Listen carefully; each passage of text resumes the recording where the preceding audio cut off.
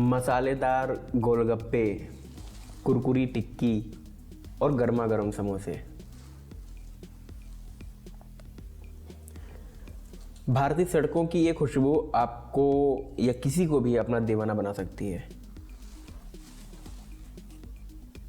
लेकिन क्या आपने कभी सोचा है कि जिस स्वाद के लिए हम अपनी सेहत दांव पर लगा रहे हैं उसकी असली कीमत क्या है?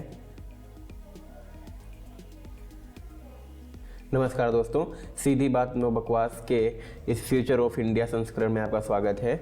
और आज की डीप एनालिसिस में हम किसी राजनीति की नहीं बल्कि आपके थाली की बात करेंगे।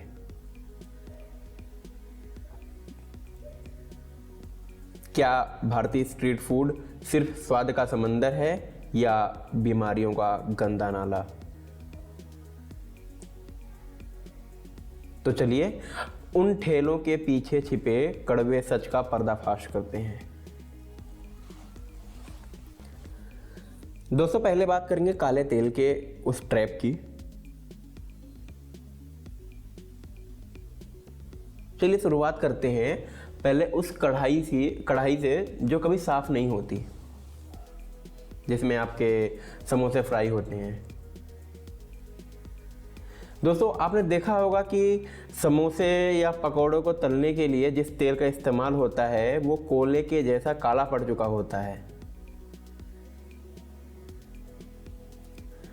साइंस कहता है कि जब तेल को बार बार गर्म किया जाता है तो उसमें एक्रिलामाइड और ट्रांस फैट जैसे खतरनाक तत्व पैदा होते हैं। ये सीधा आपके दिल पर हमला करते हैं, ये हार्ट डिसीज को बढ़ावा देते हैं और कैंसर का कारण भी ये बन सकते हैं। लेकिन क्या किसी वेंडर को इसकी परवाह है? जी नहीं, उसके लिए मुनाफा बड़ा है, आपके आर्टरीज नहीं। चलिए कर ली तेल की बात, पानी की बात भी तो करते हैं। तो दोस्तों, अब बात करते हैं उस पानी की जिससे आपका तीखा पानी बनता है, आपके गोलगप्पे का तीखा पानी। एक रिपोर्ट के मुताबिक भारत के 70% स्ट्रीट वेंडर्स जिस पानी का इस्तेमाल करते हैं उसमें ई कोलाई और सल्मोनेला जैसे बैक्टीरिया पाए जाते हैं।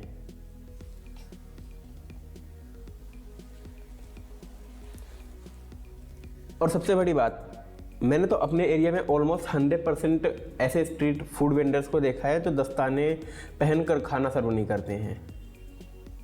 उनकी लोकेशन और उनका काम होता है बिना दस्ताने के खाने सर्व करना और सड़कों की धूल और पास में बहता नाला। दोस्तों, ये गंदगी नहीं है, ये बीमारियों का आमंत्रण है।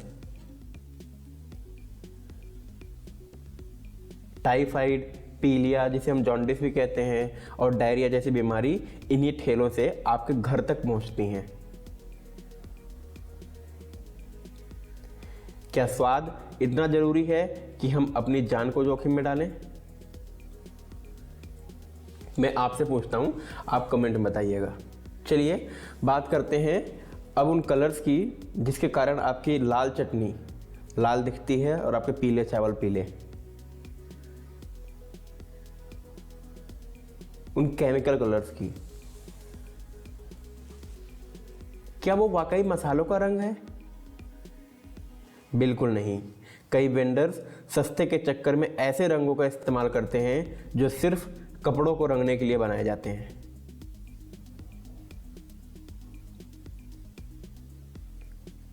ये मेटानिल येलो और रोडामाइन बी जैसे केमिकल्स आपके लीवर और किडनी को धीरे धीरे खत्म कर रहे हैं। ये खाना नहीं है दोस्तों, ये स्लो पॉइजन है। कौन लेगा इनकी जिम्मेदारी? कुछ तो रेगुलेशंस होने चाहिए। दोस्तों, मेरा यह सवाल है the food safety and standard authority of India FSSAI से और प्रशासन से।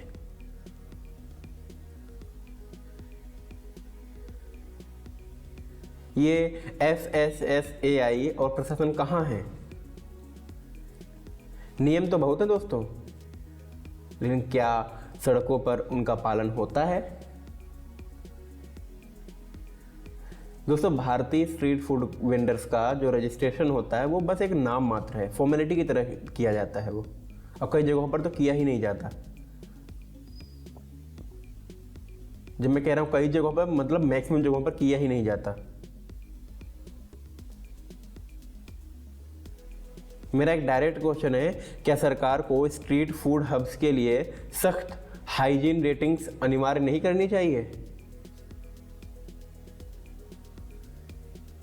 और क्या हम ग्राहक के तौर पर सिर्फ स्वाद को ही देखते रहेंगे या साफ सफाई पर भी सवाल पूछेंगे?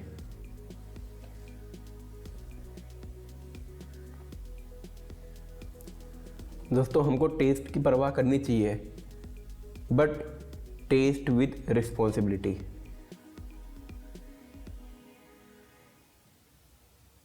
स्ट्रीट फूड भारत की संस्कृति है, हम इसे बंद नहीं करना चाहते, लेकिन इसे सुरक्षित बनाना बहुत ज़रूरी हो चुका है।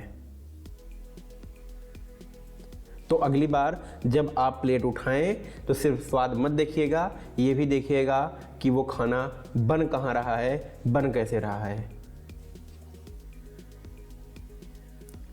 अब आखिरी में मेरा सीधा सवाल, क्या आपको लगता है कि स्ट्रीट फूड पर सरकार को लाइसेंसिंग सख्त करनी चाहिए? क्या आप सफाई देखकर दुकान चुनते हैं? अपनी राय कमेंट्स में बताएं। दोस्तों, वीडियो शेयर करें और जागरूक बने। जय हिंद। मिलते हैं हम नेक्स्ट वीडियो में।